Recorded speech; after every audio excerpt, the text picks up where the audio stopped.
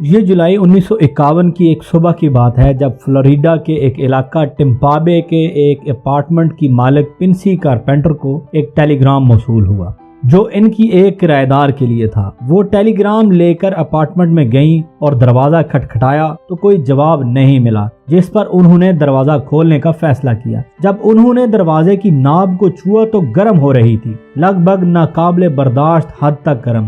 پنسی carpenter کو معاملہ مشکوک لگا تو وہ اپنے اپارٹمنٹ واپس گئیں اور پولیس سے رابطہ کیا۔ جب پولیس اہلکار وہاں پہنچے اور 67 سالہ میری ریسر کے اپارٹمنٹ میں داخل ہوئے تو ان کا سامنا ان کی زندگی کے سب سے پر اسرار ترین کیس سے ہوا۔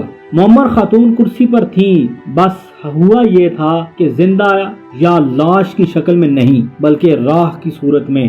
اگر بایاں پیر، کھوپڑی اور ریڑھ کی ہڈی کا کچھ حصہ باقی نہ بچتا تو کوئی بھی یہ بتا نہیں پاتا کہ یہ کسی انسان کی راکھ ہے۔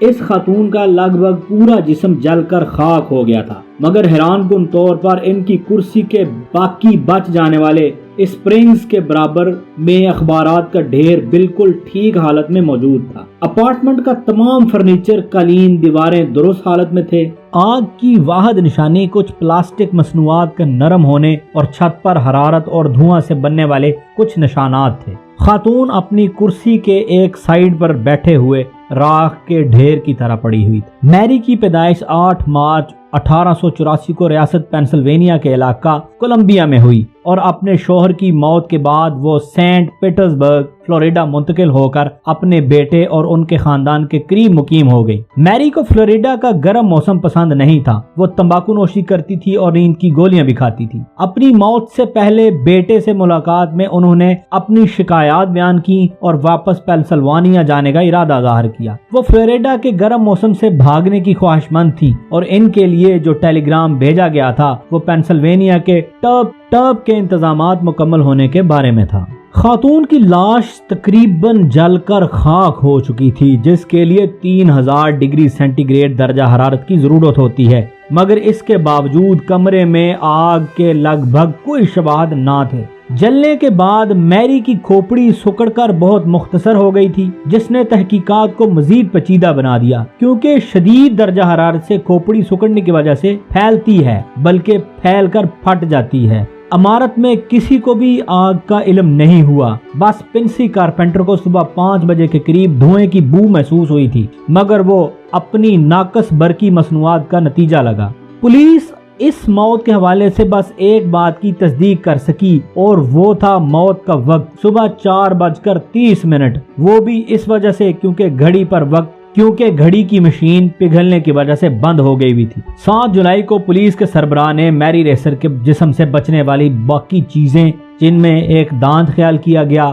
قالین کا ٹکڑا، راکھ میں ملنے والے شیشے کے ذرات ڈبے میں ڈال کر FBI کے ڈائریکٹر ایڈو گروو کو بھیج دیے۔ اس ڈبے کے ساتھ انہوں نے مراسلے میں لکھا کہ ہمیں ایسی تفصیلات یا خیالات جاننا ہے جس سے وضاحت ہو سکے کہ ایک چھوٹی سی بند جگہ میں انسانی جسم جل کر خاک ہو جائے مگر اس آہٹ کو عمارت کے اسٹرکچر اور فرنیچر کو کوئی بھی نقصان نہ ہو، یہاں تک کہ دھوئیں کے بھی اثار نہ ہونے کے برابر ہوں۔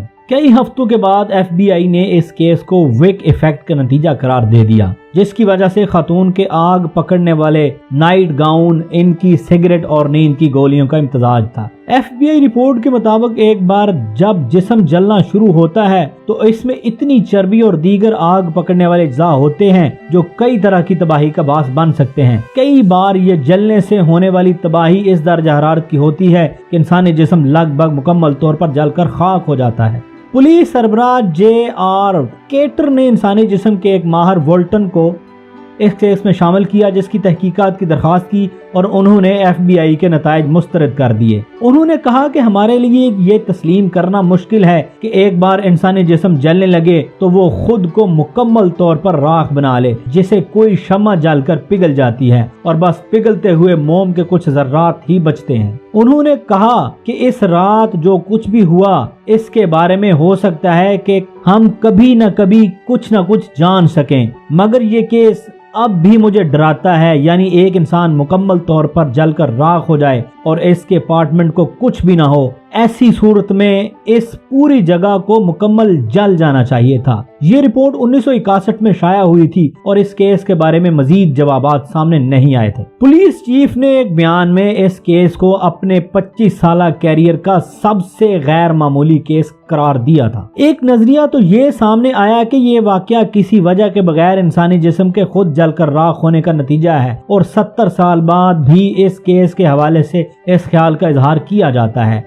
ऐसे केसेस में होता यह है कि कोई भी शय आग भड़कने के बारी जरिए के बगैर जलकर राख हो जाती है। मैरी रेसर से हटकर भी इस तरह के केसेस सामने आए हैं और इन केसेस की तहकीकात को भी कोई ठोस जवाब देने में नाकाम रही है। यानी ये हजम करना ही मुश्किल है कि कोई इंसान अचानक ही किसी वजह से जल जाए और इस कदर ज्यादा जल जाए कि जिस्म का कोई हिस्सा भी बाकी ना रहे। मगर FBI ने मैरी रेसर के केस में इस ख्याल को ठोस अंदाज से मुस्तरद कर दिया था। विकेट इफेक्ट इस अमल को बोला जाता है जिसमें इंसानी जिस्म किसी मोमबत्ती या शम्मा की तरह जलकर आहिस्ता आहिस्ता राख बन जाए। अगर आग लगने पर वो पहले ही मर चुकी थी या बेहोश या हरकत करने से कासर थी तो ये आसानी से ख्याल किया जा सकता है कि जलते हुए सिगरेट गिरा हो और उनकी लाश को जला दिया। मगर इस नजरिए के दुरुस्त होने में मसला यह है कि आखिर अपार्टमेंट और पूरी इमारत इतनी ज्यादा हरारत 3000 डिग्री सेंटीग्रेड से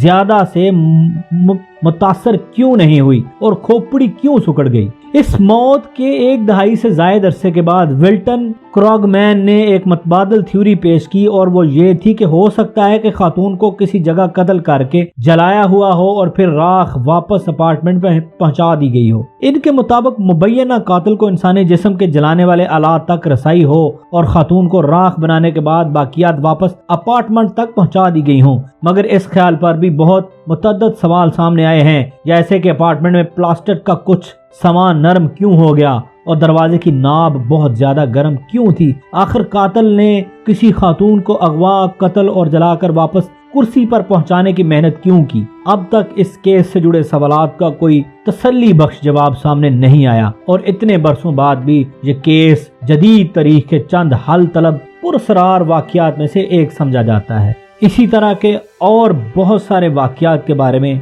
हम आगे डिस्कस करते रहेंगे। अभी तक हमें दीजिए इजाजत। शुक्रिया।